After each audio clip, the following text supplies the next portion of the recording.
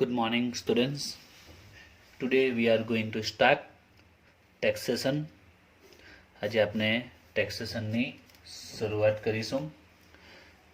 Taxation and અકાઉન્ટન્સીમાં taxation અને accountancy બે અલગ અલગ પાર્ટ છે. અકાઉન્ટન્સીમાં બે ચેપ્ટર છે, એક ઇન્વેસ્ટમેન્ટ છે અને એક ડિપાર્ટમેન્ટલ. એમાં આપણું ઇન્વેસ્ટમેન્ટ કમ્પ્લીટ છે. ટેક્સેશનની જો વાત કરીએ ટેક્સેશન ડિપાર્ટમેન્ટમાં તો એમાં પ્રેક્ટિકલ બે ચેપ્ટર છે. The first one is residential status of an SSE and the second is capital gain. Total બે ચેપ્ટર છે ટેક્સેશનમાં, પ્રેક્ટિકલ સમાવેશ તે residential status of an assessee and capital gain. તો આજે આપણે સ્ટાર્ટ કરીશું residential status of an assessee. તો સૌથી પહેલાં તો ચેપ્ટર સ્ટાર્ટ કરીએ પહેલાં આપણે ટેક્સેશનની આજે શરૂઆત કરીએ છીએ. અને ટેક્સેશનનો કોઈ પણ ચેપ્ટર હોય, એની ચેપ્ટર એસવાયમાં હોય કે આગળ જતાં પણ સ્ટડીમાં આવશે, તો એના માટે તમારે અમુક વિગત ટેક્સેશનની ખબર હોવી જોઈએ. જેમાં એક મેન પોઈન્ટ છે, મેન કમ્પલસરી એનું નોલેજ હોવું જરૂરી છે. એ છે AY and PY. What is AY and PY? PY for previous year and AY for assessment year.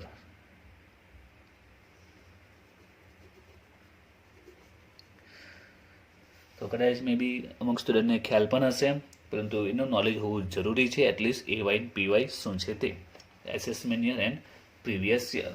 જો આપણે ડેફિનેશનના સંદર્ભમાં કહીએ તો આઈડિયા આવી જશે. પહેલાં વાત કરીએ પ્રીવિયસ યર, તો કોને કહેવાય?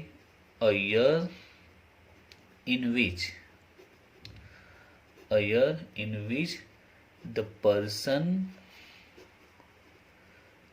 has received income. A year in which the person has received income is called as the previous year. જો આપણે યર તો ખબર છે, આપણું યર ક્યારે સ્ટાર્ટ થાય? 1st April two 31st March. બરાબર છે, આપણે બધાને યર ખબર છે, financial year April to March. તો એક એવું વર્ષ કે જે વર્ષમાં વ્યક્તિ પર્સન ઇન્કમ રિસીવ કરે છે, એસએસસી ઇન્કમ રિસીવ કરે છે. એસએસસી મીન્સ ટેક્સ પેયર, જે ટેક્સ પે કરે છે તે. તો જે યરમાં એ ઇન્કમ એકચ્યુઅલમાં રિસીવ કરે છે, એકચ્યુઅલમાં ઇન્કમ જે યરમાં રિસીવ કરે છે, that's cold previous year. Now what is assessment year? A year in which the income of previous year is to be assessed is called as assessment year. A year in which the income of previous year is to be assessed. Assess means આપણે simple લેંગ્વેજમાં કહીએ તો calculate કરવામાં આવે છે. તો assessment year ને previous year એકદમ સિમ્પલ પોઈન્ટ છે. પ્રીવિયસ યર મીન્સ શોર્ટમાં યાદ રાખો, જે યરમાં એકચ્યુઅલમાં આપણે ઇન્કમ રિસીવ કરીએ છીએ, ધેટ્સ અ પ્રીવિયસ યર. અને જે યરમાં આપણે એની કેલ્ક્યુલેટ કરીએ છીએ કે આપણે ઇન્કમ કેટલી છે, કેટલી યરલી ઇન્કમ કેટલી થઈ, એ યર જે યરમાં આપણે કેલ્ક્યુલેશન કરીશું, ગણતરી કરીશું, ધેટ્સ અ એસેસમેન્ટ યર. ખ્યાલ આવ્યો? Previous year and assessment year. Okay, તો હવે આના માટે ચાલો એક એક્ઝામ્પલ લે, તમને આઈડિયા આવી જાય. માની લો કે તમે કોઈ ટૂર પર ગયા હોય, બરાબર છે, 5 daysની ટૂર પર તમે ગયા છો. તો 5 daysની ટૂર પર તમે ગયા, 5 days એન્જોય કર્યું, બરાબર છે. માની લો કે એની ડેટ હતી 1 to 5 સપોઝ નવેમ્બર, એન્ડ 6 નવેમ્બરે તમે ઘરે આવી ગયા. હવે 1 થી 5 દિવસમાં તમે એકચ્યુઅલીમાં એક્સપેન્સીસ કર્યો હશે, જે પણ ટૂરના એક્સપેન્સીસ હશે એ તમે 6 નવેમ્બરે ઘરે આવી ગયા, અને ઘરે આવીને તમે કેલ્ક્યુલેટ કરો છો. તો આને આપણે પ્રીવિયસ કહીશું અને એસેસમેન્ટ કહીશું. ખબર પડી કે 1 થી 5 દિવસમાં આપણે એકચ્યુઅલમાં એક્સપેન્સીસ કર્યો છે અને એની કેલ્ક્યુલેશન 6થા દિવસે આપણે ઘરે કરીએ છીએ 6 નવેમ્બરે. તો એકચ્યુઅલમાં એક્સપેન્સ ક્યારે થયો? 1 થી 5માં. પણ એની કેલ્ક્યુલેશન ક્યારે કરી આપણે 6 નવેમ્બરે. તો બસ એવું જ છે, આપણે જે યરમાં આપણે એકચ્યુઅલમાં ઇન્કમ મળે છે દેટ્સ અ પ્રીવિયસ યર, અને જે યરમાં આપણે એની કેલ્ક્યુલેશન કરીએ છીએ એ એસેસમેન્ટ યર. બરાબર છે. ફોર એક્ઝામ્પલ અત્યારે કઈ યર ચાલે છે, આપણે એપ્રિલ ટુ માર્ચ છે. બરાબર છે. તો અત્યારે જે યર ચાલે છે તે 1 એપ્રિલ 2020 ટુ 31 માર્ચ 21 આપનું યર ચાલે છે. શોર્ટમાં આપણે શું કહીશું, 2021. ઓકે. હવે આ આપનું અત્યારે યર કન્ટિન્યુ હાલમાં ચાલી રહ્યું છે. Okay, 20 to 21. હવે આ યરમાં આપણે જો કેલ્ક્યુલેશન કરીશું તો આ યરની કેલ્ક્યુલેશન થઈ નહીં શકે, કેમ કે આ યર હજુ કમ્પ્લીટ થયું જ નથી. બરાબર છે. યર ક્યારે કમ્પ્લીટ થશે, 21 માર્ચમાં. અત્યારે તો હજી ડિસેમ્બર 20 ચાલે છે. વર્ષ ક્યારે પૂરું થશે, 21 માર્ચમાં. એટલે આ યરની કેલ્ક્યુલેશન તો આપણે કરી નહીં શકીશું. તો આ યરમાં જો આપણે કેલ્ક્યુલેશન કરવી હોય તો કયા યરની કેલ્ક્યુલેશન કરીશું, પ્રીવિયસ યર, એના પહેલાનું. એટલે કયું, 1 April 90 to 31 March 20 means 2019 to 20. આપણે આ યરની કેલ્ક્યુલેશન કરીશું. 90-20 ની કેલ્ક્યુલેશન ક્યારે કરીશું, 2021માં.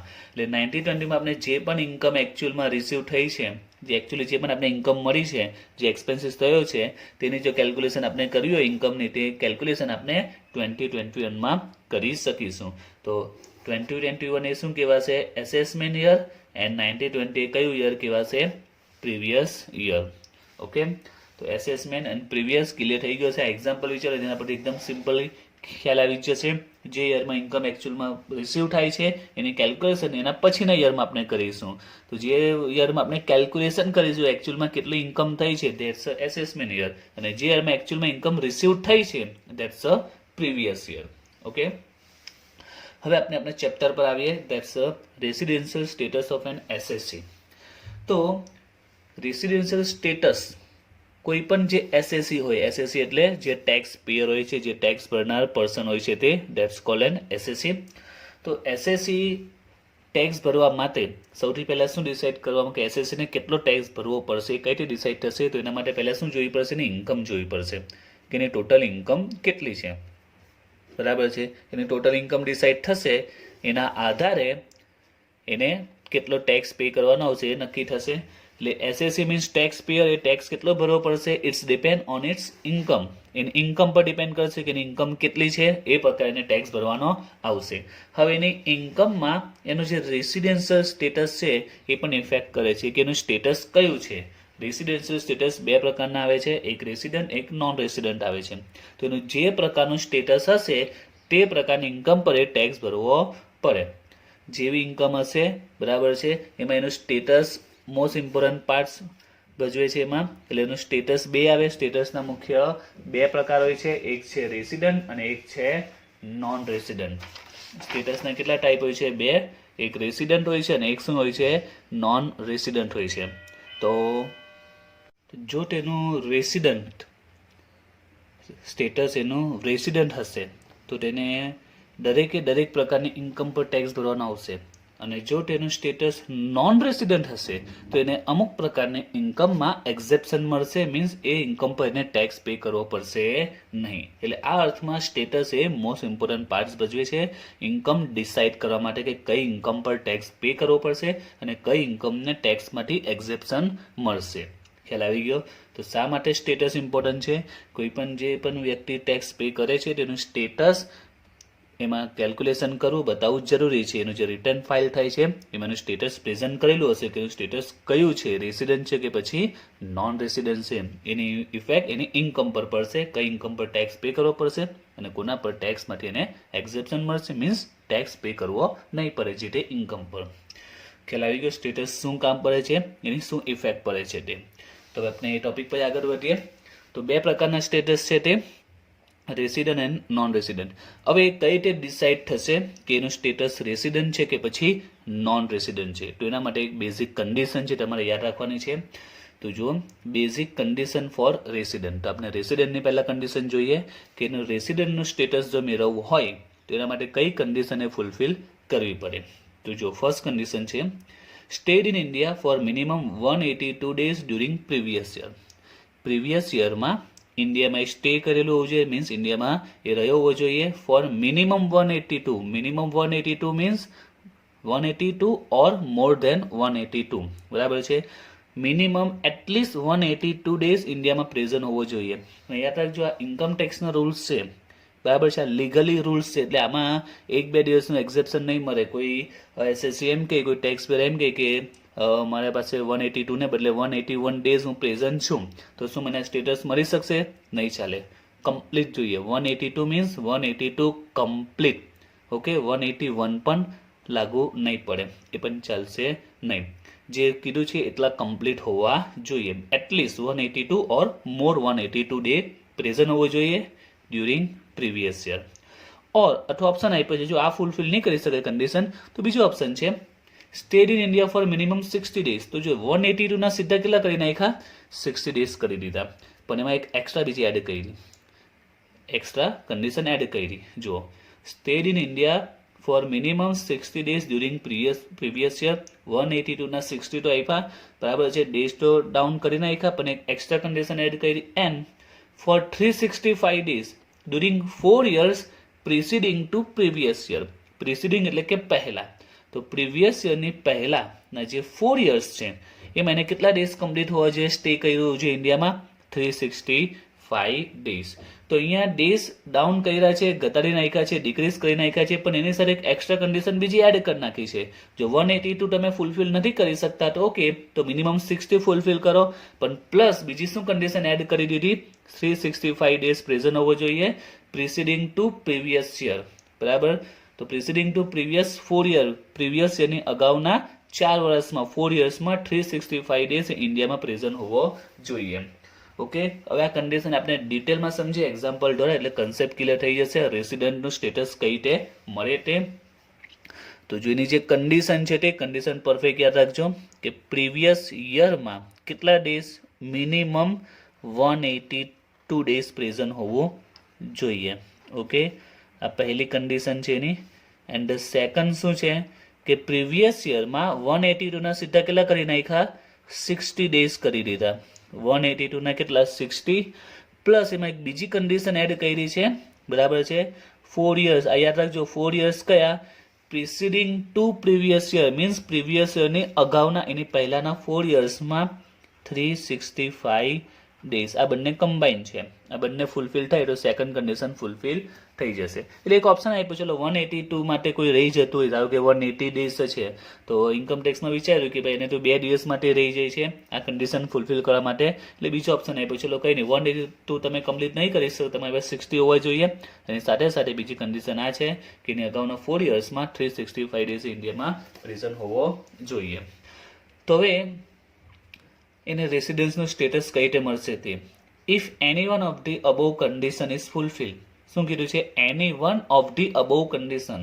ઉપર જે કન્ડિશન આપેલી છે એમાંથી એની વન એટલે કોઈ પણ એક કન્ડિશન ઇઝ ફૂલફિલ એટલે કે ફૂલફિલ કરે, પૂરી કરે.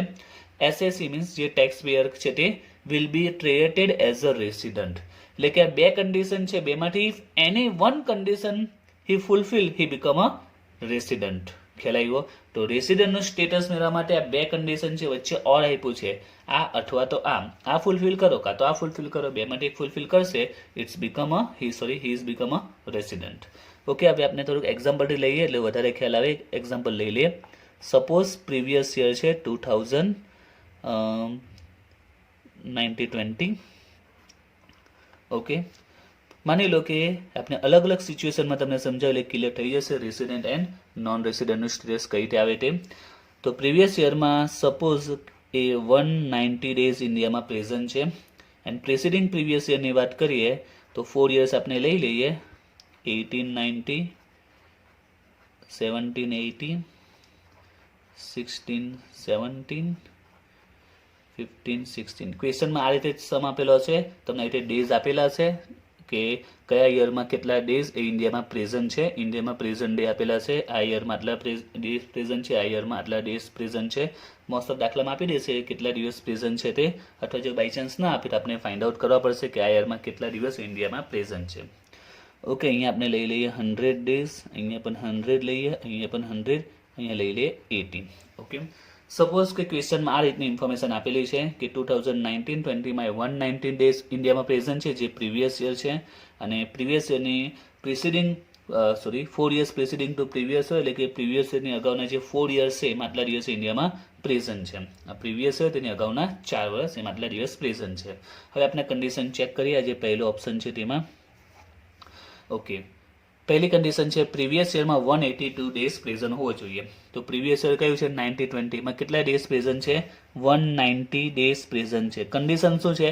એટલીસ્ટ મિનિમમ એટલીસ્ટ 182 જોઈએ. એની સામે કેટલા છે? 192. એટલે કે આ કન્ડિશન એ ફૂલફિલ કરે છે. આપણે લખી દઈએ ફૂલફિલ થાય છે એટલે યસ. ઓકે, તો પહેલી કન્ડિશન ફૂલફિલ કરે છે. બીજી પણ ચેક કરીએ. આપણે બંને ચેક કરવાની, ભલે બેમાંથી એક ફૂલફિલ થાય કે નહીં થાય. પહેલી કન્ડિશનમાં ફૂલફિલ થાય યસ આવે, કે ફૂલફિલ ન થાય ન આવે, આપણે બીજી પણ ચેક કરવાની છે. બીજી કન્ડિશન શું કહે છે? પ્રીવિયસ યરમાં 60 ડેઝ જોઈએ. તો પ્રીવિયસ યરમાં આપણા કેટલા છે? 190 છે.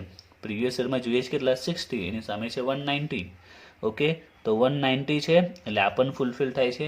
પણ આમાં એક સાથે 2 પોઈન્ટ છે, એટલે કે બંને સેકન્ડ કન્ડિશનમાં એક સાથે 2 પોઈન્ટ આપેલા છે. એટલે બંને જો ઓકે હોય તો જ આમાં યસ આવે, તો જ આ કન્ડિશન ફૂલફિલ કહેવાય. એક સાથે 2 છે, એન્ડ આપેલું છે, કારણ કે આમાં ડેઝ ઘટાડી નાખ્યા છે. 182 ના 60 કર્યા છે, પણ સાથે બીજી કન્ડિશન એડ કરી છે. તો એમાં શું કીધું છે? 365 ડેઝ 4 યર્સમાં. કયા 4 years? Preceding to previous year. પ્રીવિયસ યરની અગાઉના 4 યર્સ. તો પ્રીવિયસ યર 90-20 એની અગાઉમાં, એને પહેલાના 4 યર્સ કયા છે? This one. તો આમાં ટોટલ કેટલા દિવસ પ્રેઝન્ટ જોઈએ? 365. હવે એ કેટલા દિવસ પ્રેઝન્ટ છે? જુઓ, 100, 100, 180. ટોટલ કેટલા? 380 ડેઝ પ્રેઝન્ટ છે. એટલે આ પણ ફૂલફિલ થયું. એટલે સેકન્ડ કન્ડિશન પણ ટોટલી ફૂલફિલ કરે છે. એટલે અહીંયા પણ આન્સર શું આવશે? યસ. તો એ પહેલી કન્ડિશન પણ ફૂલફિલ કરી, સેકન્ડ કન્ડિશન પણ ફૂલફિલ કરી. તો આને સ્ટેટસ કયું મળશે? તો આ વ્યક્તિને સ્ટેટસ મળશે, એ મળશે રેસિડન્ટનું સ્ટેટસ મળશે. ઓકે, આપણે અહીંયા નીચે લખી દઈએ, જગ્યાને થોડી ઇસ્યુ આવશે. અને કયું સ્ટેટસ મળશે? રેસિડન્ટ. કારણ કે રેસિડન્ટ બનવા માટે if any one of the above condition is fulfil, any one condition fulfil થવી જોઈએ, એટલીસ્ટ વન. અહીંયા તો બંને કન્ડિશન ફૂલફિલ થાય છે, બરાબર છે? બંને કન્ડિશન ફૂલફિલ થાય છે મીન્સ એ રેસિડન્ટનો એને સ્ટેટસ મળે છે. ઓકે, હવે આપણે બીજી સિચ્યુએશન લઈએ. બીજી સિચ્યુએશન અહીંયા સેકન્ડ નંબર આપી દઉં છું. એ આપણે થોડી સ્પેસમાં ઇસ્યુ આવ્યો છે. માની લો કે 90-20માં એ સપોઝ 100 ડે પ્રેઝન્ટ છે. અહીંયા પણ 100, અહીંયા પણ 100, અહીંયા પણ 100, અહીંયા 70. ઓકે, હવે આ ચેક કરીએ આપણે. તો કન્ડિશન જોઈએ. હવે બીજા માટે ચેક કરીએ. પ્રીવિયસ યરમાં 182 ડેઝ પ્રેઝન્ટ છે. તો આપણે જોઈએ પ્રીવિયસ યર 90-20 છે, એમાં કેટલા ડેઝ છે? 100 ડે પ્રેઝન્ટ છે. કેટલા છે? 100. તો શું આ ફૂલફિલ થઈ છે? નો, તો આ ફૂલફિલ નથી થઈ. 182 સામે ઓનલી 100 જ છે. ઓકે, તો આ ફૂલફિલ નથી થયું. સેકન્ડ કન્ડિશન ચેક કરીએ. પ્રીવિયસ યરમાં 60 ડેઝ જોઈએ. પ્રીવિયસ યરમાં કેટલા છે? 100 છે. ઓકે, તો આ ફૂલફિલ થાય છે. પ્રીવિયસ યરમાં 100 છે, ફૂલફિલ થાય છે. Plus 4 years preceding to previous year, એમાં 365 જોઈએ. તો પ્રીવિયસ યરની પહેલાના 4 years આ કેવા છે? તો એમાં કેટલા છે એના ડેઝ ટોટલ? 100, 100, 170. તો 370 છે. તો આ પણ ફૂલફિલ થાય, કારણ કે 365 જોઈએ એની સામે 370 છે. તો આ કન્ડિશન ટોટલી ફૂલફિલ થઈ. બંનેમાં આ સેકન્ડમાં મેં સમજાયું તે રીતે બંને સાથે કમ્પ્લીટ થવી જોઈએ. આ પણ અને આ પણ એક સાથે 2 કન્ડિશન છે બીજામાં, તો બંને ફૂલફિલ થાય છે. એટલે આમાં આન્સર આવશે યસ, કે આ કન્ડિશનને ફૂલફિલ કરે છે. તો હવે આનું સ્ટેટસ કયું આવશે? તો અહીંયા પણ એને કયું સ્ટેટસ મળશે? રેસિડન્ટ જ મળશે. કારણ કે રેસિડન્ટ માટે શું રૂલ્સ છે? રેસિડન્ટનો if any one of the above condition, any one, બેમાંથી એક થવી જોઈએ. જો પહેલી સિચ્યુએશનમાં બંને ફૂલફિલ કરી, સેકન્ડમાં ફર્સ્ટમાં આન્સર ન આવ્યો પણ સેકન્ડમાં તો યસ આવ્યો ને, એટલે આ ફૂલફિલ કરી છે, એટલે અહીંયા રેસિડન્ટ્સ મળી જશે. હવે જોઈએ આપણે ત્રીજી સિચ્યુએશન જોઈએ. તો અહીંયા માની લો કે 200 ડેઝ છે. અહીંયા 100, 100, 150. ઓકે, હવે આમાં ચેક કરીએ ત્રીજી સિચ્યુએશનમાં આપણે. તો પ્રીવિયસ યરમાં જોઈએ 182, તો અહીંયા પ્રીવિયસ યરમાં કેટલા છે? 200 ડેઝ પ્રેઝન્ટ છે. તો બોલો આ કન્ડિશન ફૂલફિલ કરી છે? યસ. 182 ડેઝ રિક્વાયર છે ને 200 છે, એટલે આ કન્ડિશનને ફૂલફિલ કરી છે. એટલે આન્સર આવશે એનો યસ. ઓર પ્રીવિયસ યરમાં 60 જોઈએ. તો પ્રીવિયસ યરમાં આપણે કેટલા લીધા છે? 200 છે, એટલે આ તો ફૂલફિલ થઈ ગયું. પ્રીવિયસ યરમાં 60 જોઈએ, એની સામે 100 છે. અને 4 યર્સમાં કેટલા જોઈએ? 365. તો એના પહેલાના 4 યર્સ આ, તો એમાં કેટલા છે? 100, 100, 150, 350 છે. તો બોલો આ સેકન્ડ આમાં ફૂલફિલ થયું છે? 365 સામે ઓનલી 350 છે, એટલે કે આ ફૂલફિલ થઈ નથી. હવે આ કન્ડિશન આખી કમ્બાઈન છે, એન્ડ છે વચ્ચે, કે આ અને આ બંને સાથે થવું જોઈએ, બરાબર? કે પ્રીવિયસ યરમાં 60 ડેઝ જોઈએ and previous 4 years preceding to previous યરમાં 365 જોઈએ, એટલે કે બંનેમાં ઓકે આવવું જોઈએ. તો આમાં એક થાય છે પણ બીજું નહીં થતું, તો આ કન્ડિશન ફૂલફિલ થઈ નથી. આ બંને કમ્બાઈન છે, આ બંને એક સાથે થાય તો જ યસ આવે. જો આ બંનેમાં સાથે થઈ 60માં 190 મળ્યા, 365માં બદલે 380 છે, 60 જોઈએ છે તો 100 છે, 365 જોઈએ તો 370 છે, એટલે બંને ફૂલફિલ થાય તો યસ આવે. જ્યારે આમાં શું થયું? આમાં 60 સામે 200 તો છે પણ 365ની સામે ઓનલી 350 છે, એટલે આમાં નો આવ્યું. તો હવે અહીંયા એનું સ્ટેટસ કયું મળશે? તો અહીંયા પણ એને રેસિડન્ટ સ્ટેટસ મળશે એમ, કારણ કે રેસિડન્ટ માટે એટલીસ્ટ વન કન્ડિશન ફૂલફિલ થવી જોઈએ. આમાં બંને થઈ. બીજી સિચ્યુએશનમાં જો તો પહેલામાં નો આવ્યું પણ બીજામાં યસ આવ્યું, ત્રીજી સિચ્યુએશનમાં પહેલામાં યસ આવ્યું બીજામાં નો આવ્યું, તો એક તો ફૂલફિલ થઈ જ ને, એટલે અહીંયા પણ એ શું બનશે? રેસિડન્ટ બનશે. હવે ચોથી સિચ્યુએશન આપણે લઈએ. 90-20માં સપોઝ 150 છે, 18-19માં 100, 100, 100 ને અહીંયા છે 40. હવે ચેક કરીએ આપણે આ પ્રીવિયસ યરમાં કેટલા જોઈએ? 182 ડેઝ રિક્વાયર જોઈએ ને પ્રીવિયસ યરમાં છે 150 છે.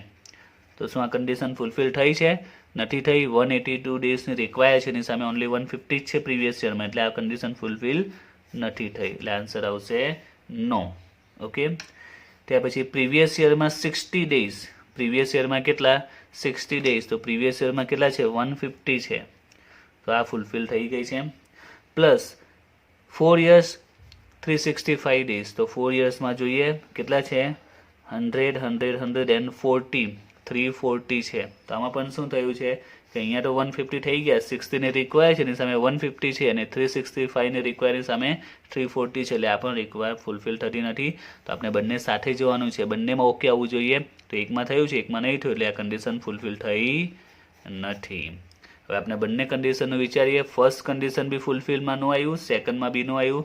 બંનેમાં જો આન્સર નો આવે તો એનું સ્ટેટસ બનશે નોન રેસિડન્ટ.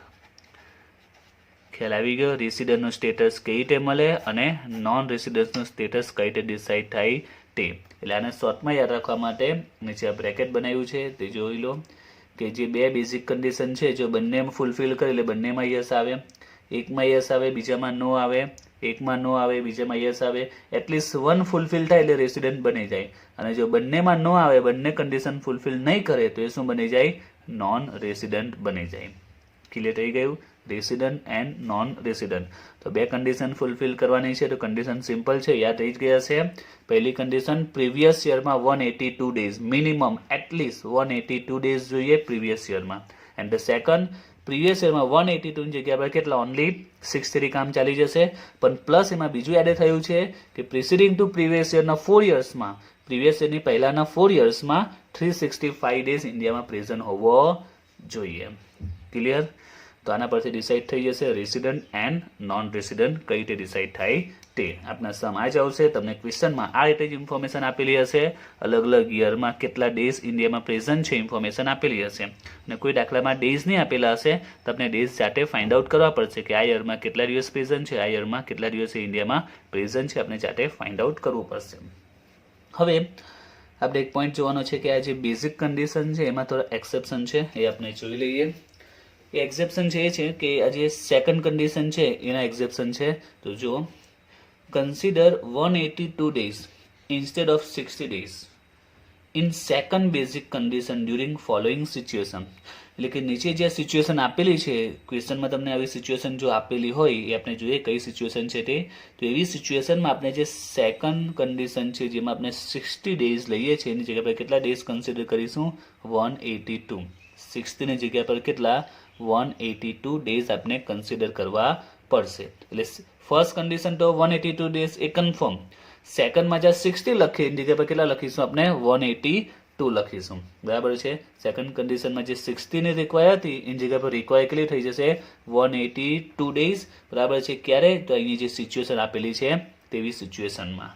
તો જો કઈ સિચ્યુએશન છે કે જ્યારે આપણે 60 ને બદલે અહીંયા પણ કેટલા લઈશું? 182 તું. તો જો એમાં ફર્સ્ટ સિચ્યુએશન છે તે ઇન્ડિયન સિટીઝન જેનો બોર્ન ઇન્ડિયામાં થયો હોય, ઇન્ડિયામાં જન્મ થયો હોય, ધેટ્સ કોલ્ડ ઇન્ડિયન સિટીઝન.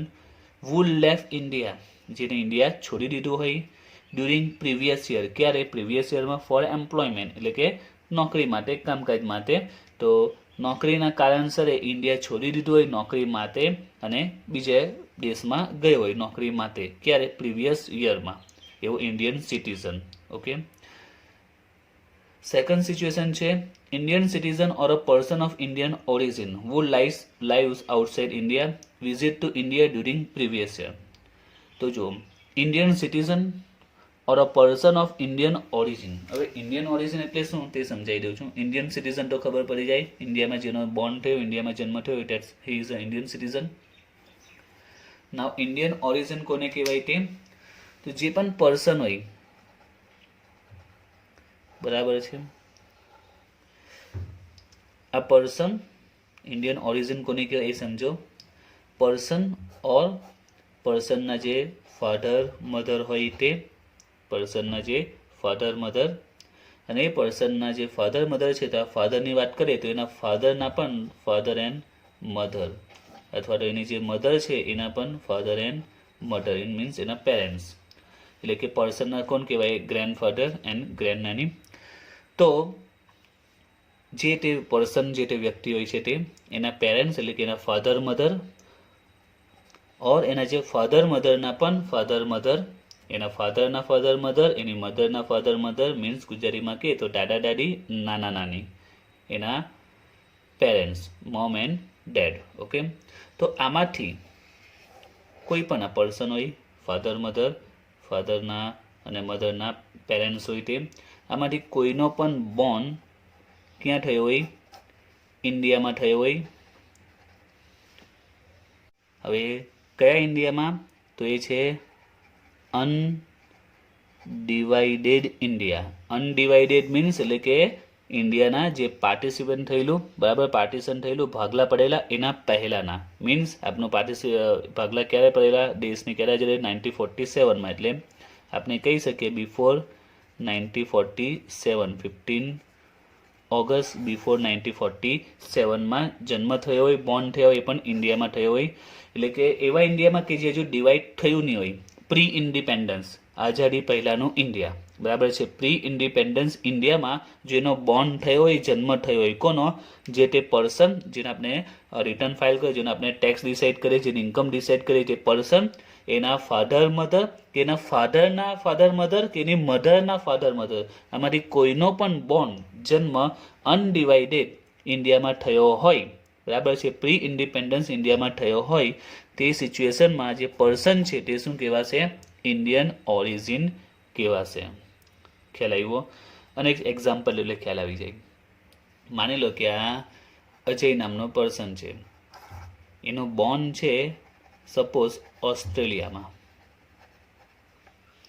એના ફાધર મધરનો બોર્ન પણ છે સપોઝ ઓસ્ટ્રેલિયામાં જ છે, બરાબર. પર્સનનો જે જન્મ ઓસ્ટ્રેલિયામાં થયો, એના ફાધર મધરનો જન્મ પણ ઓસ્ટ્રેલિયામાં થયો છે, પણ એના જે ફાધર છે એના ફાધર એટલે કે જે તે પર્સનના ગ્રેન્ડફાધર, એનો બોર્ન ઇન્ડિયામાં થયો છે, અનડિવાઇડેડ ઇન્ડિયામાં થયો છે. તો આવી સિચ્યુએશનમાં આ પર્સન એ શું કહેવાશે? ઇન્ડિયન ઓરિજિન કહેવાશે. એના ફાધર મધર પણ શું કહેવાશે? ઇન્ડિયન ઓરિજિન કહેવાશે. ખ્યાલ આવ્યો? તો ઇન્ડિયન ઓરિજિન ખ્યાલ આવી ગયું. તો ઇન્ડિયન સિટીઝન હોય કે ઇન્ડિયન ઓરિજિન હોય, જે ક્યાં રહે હોય? આઉટસાઇડ ઇન્ડિયા, એટલે ઇન્ડિયામાં રહેતો નથી, અબ્રોડ બીજા કોઈ દેશમાં રહે છે. વિઝિટ ટુ ઇન્ડિયા, ઇન્ડિયાની વિઝિટ કરે ડ્યુરિંગ પ્રીવિયસ યર, બરાબર છે. તો આ બે સિચ્યુએશનમાં આપણે 60 ડેઝને બદલે કેટલા ડેઝ કન્સિડર કરીશું? 182 ડેઝ. અને ક્વેશ્ચનમાં આપેલું જ હશે, આપણે વિચારવાનું નથી, ક્વેશ્ચનમાં આપેલું હશે કે ઇન્ડિયન સિટીઝન, ઇન્ડિયન ઓરિજિન, એવું ક્વેશ્ચનમાં આપેલું હશે. તો આપણે યાદ રાખવાનું છે આ રૂલ્સ કે ઇન્ડિયન સિટીઝન હોય કે જે કામ માટે આઉટસાઇડ ઇન્ડિયા જાય, અથવા તો આઉટસાઇડ ઇન્ડિયામાં રહેતો હોય ઇન્ડિયન ઓરિજિન કે ઇન્ડિયન સિટીઝન, એ ઇન્ડિયામાં વિઝિટ કરે. એટલે એકમાં જાય છે ને એકમાં આવે છે. સિમ્પલ જોઈએ તો ઇન્ડિયન સિટીઝન છે એ બહાર જાય છે, ઇન્ડિયામાંથી બહાર જાય પ્રીવિયસ યરમાં કામ માટે, નોકરી માટે. અને બીજી સિચ્યુએશનમાં શું છે? ઇન્ડિયન સિટીઝન છે કે ઇન્ડિયન ઓરિજિન છે, જે ઓલરેડી બહાર રહે છે, આઉટસાઇડ ઇન્ડિયા રહે છે, એ પ્રીવિયસ યરમાં ઇન્ડિયામાં આવે છે. તો આ બે સિચ્યુએશનમાં આપણે 160 ની જગ્યા પર કેટલા કન્સિડર કરીશું 182 ડેઝ. બટ આ કન્ડિશનમાં આપણે વધારે તમને જે MCQ અથવા જે શોર્ટ ક્વેશ્ચન આવશે 1 માર્ક્સ એમાં તમને કામ પડશે. જે આપણા સમ આવે છે, દાખલા આવે છે, એમાં પોઈન્ટ બહુ રેરલી કેસમાં આવે છે. આપણે યુનિવર્સિટીમાં VNSUની જો વાત કરીએ તો બહુ રેરલી કેસમાં આ પોઈન્ટ ક્વેશ્ચનમાં આવે છે. બટ તમને આનું નોલેજ હોવું જરૂરી છે.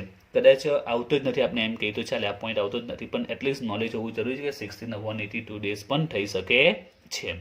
ઓકે, તો આપણું રેસિડેન્શિયલ સ્ટેટસમાં રેસિડન્ટ એન્ડ નોન રેસિડન્ટ એ આપણું ક્લિયર થઈ ગયું. હજી આપણા પોઈન્ટ સમજવાના છે, એ છે રેસિડન્ટમાં બીજા બે સેક્શન પડે છે. ઓર્ડિનરી રેસિડન્ટ છે કે પછી નથી ઓર્ડિનરી રેસિડન્ટ, તે આપણે નેક્સ્ટ વિડીયોમાં જોઈશું. એટલે રેસિડન્ટ એન્ડ નોન રેસિડન્ટ એટલે કોઈ પણ SSC હોય એને બે સ્ટેટસ મળે. પહેલા મેન બે સ્ટેટસ છે, રેસિડન્ટ કે નોન રેસિડન્ટ. જો નોન રેસિડન્ટ હોય તો એનો પોઈન્ટ પૂરો થઈ ગયો, પણ જો રેસિડન્ટ હોય તો એમાં બીજા એના બે સેક્શન પડે છે. એ આપણે નેક્સ્ટ વિડીયોમાં જોઈશું. એટલે આના સબ સેક્શન કહેવાય. રેસિડન્ટ તો સ્ટેટસ મળી જાય, પણ એમાં પાછા બે પ્રકાર આવે છે કે રેસિડન્ટ કયો છે તે. એમાં પણ પાછા કેટલા આવે છે, બે પાર્ટ્સ આવશે, બે પ્રકાર આવશે, જે આપણે નેક્સ્ટ વિડીયોમાં જોઈશું.